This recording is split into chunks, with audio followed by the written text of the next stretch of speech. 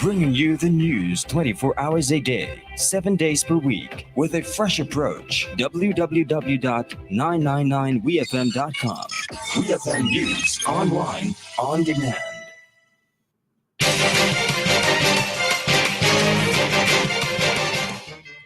Good afternoon and welcome to WEFM's Midday News, brought to you with the kind compliments of Court St. Vincent Limited.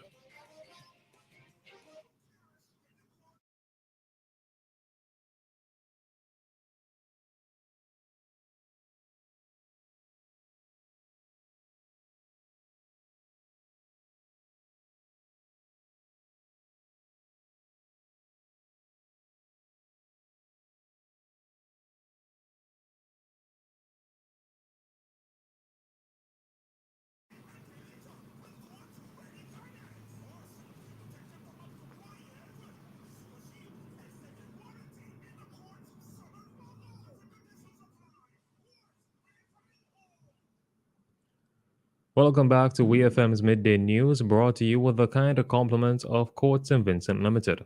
I am your presenter, Rajiv Providence. First, on the local scene, the government of St. Vincent and the Grenadines has granted over 1,200 tuition scholarships, surpassing the numbers granted in previous years. This was announced by Prime Minister Dr. Ralph Gonsalves during a press conference held earlier this week, when he discussed matters concerning the reopening of schools, as well as congratulated students who recently received the CXC exam results. We hear more from the Prime Minister. And back to school would also involve students who are going for post-secondary and tertiary education. I just spoke to the CPO before I came in here. I asked her if we have reached 1,100 yet in grant of tuition scholarships. She's telling me, Prime Minister, the number has gone past 1,200.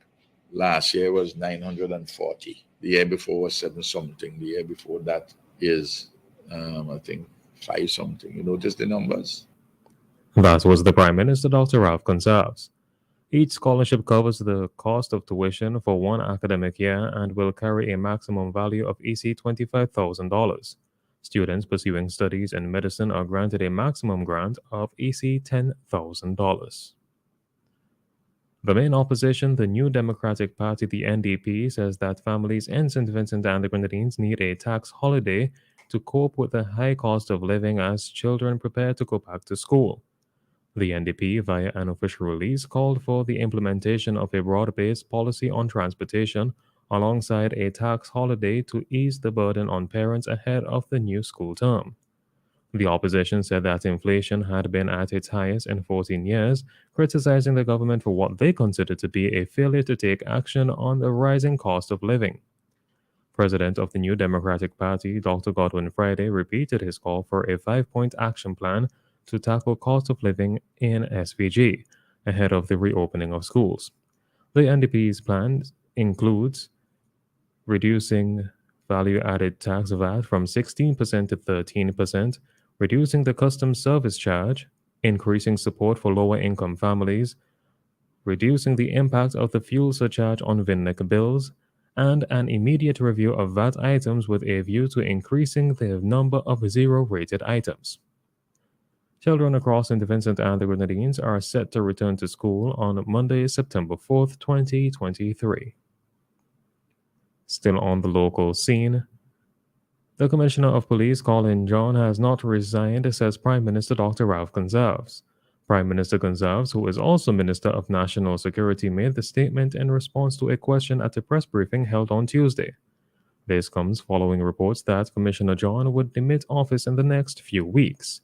We hear more from the Prime Minister. Let me state certain things first. When you're a Commissioner of Police, you stay, you resign, or if you haven't reached retirement age, to seek early retirement. I've heard people say that the Commissioner of Police has resigned. If you're in the public service all your life, you're going past 55, would you resign and lose your pension? I mean, it just doesn't make sense. I don't know of anything concerning the resignation of Colin John as Commissioner of Police. And I could say emphatically, Colin John has not resigned because it would be not within his interest. That was the Prime Minister, Dr. Ralph Gonsalves. Prime Minister Gonzalez noted that the Commissioner of Police is at the age where he has the option to ask for early retirement.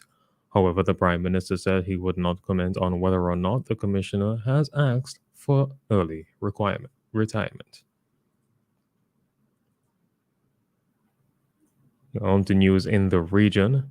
Police in Trinidad and Tobago have seized a number of 3D printed firearms.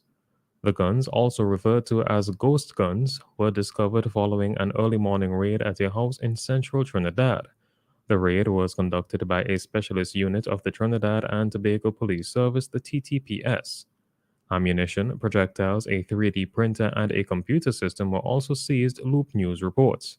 TNT's police described ghost guns as firearms that can be produced using readily available 3D printing technology, making it challenging for traditional firearm control measures to detect and prevent their production.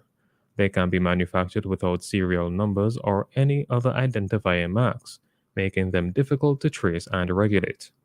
TNT's Commissioner of Police, Earl Christopher, warned that Trinidad and Tobago could see an increase in untraceable and illegal firearms if such manufacturing operations become established in the Twin Island country. Members of the Caribbean community CARICOM are set to meet next week to discuss the situation in Haiti. CARICOM Chairman, Dominican Prime Minister Roosevelt Skerrit, made the announcement on Wednesday that the meeting set for Wednesday, September 6th, will also have climate change on the agenda. Prime Minister Skerrit said the regional leaders will be meeting to assess what has transpired so far in Haiti and to determine what actions CARICOM can take to provide support. The United Nations Secretary General Antonio Guterres, in a report to the 15-member council, outlined two potential UN options.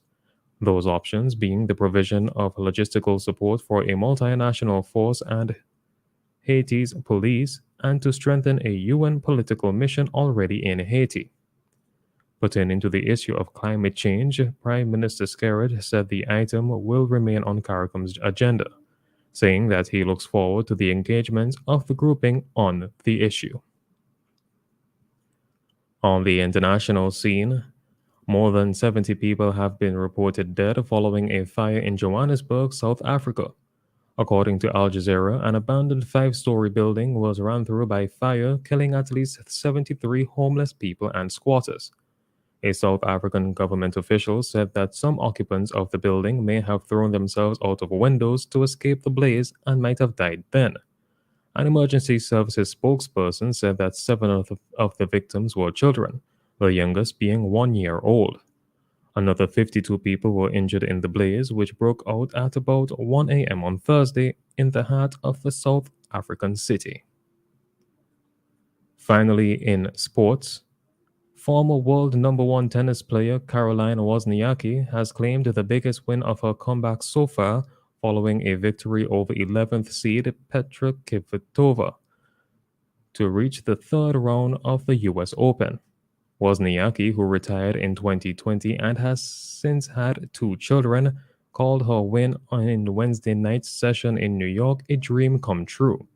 Caroline Wozniacki joins Iga Swiatek and Coco Gauff in the US Open's third round after her impressive performance against Kvitova.